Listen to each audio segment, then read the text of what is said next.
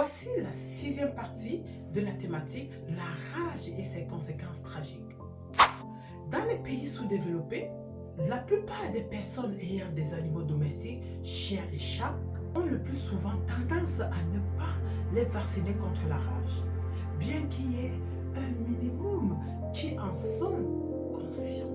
La plupart des personnes ayant des animaux domestiques, chiens et chats, ont le plus souvent tendance à ne pas les vacciner contre la rage, bien qu'il y ait un minimum qui en sont conscients. La non-vaccination est due à cause des ressources qui sont limitées ou les mauvaises informations à ce sujet.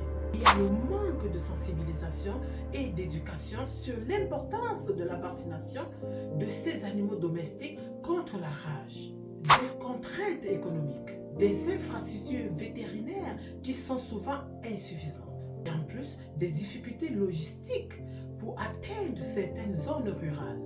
Les chasseurs ont le plus souvent une ignorance à ce sujet, sans oublier ceux-là qui achètent les animaux de brousse toutes fraîches à certains endroits précis, à savoir sur le chemin, en cours de voyage ou bien dans certains marchés. Le virus est localisé dans la salive de l'animal et sur ses griffes.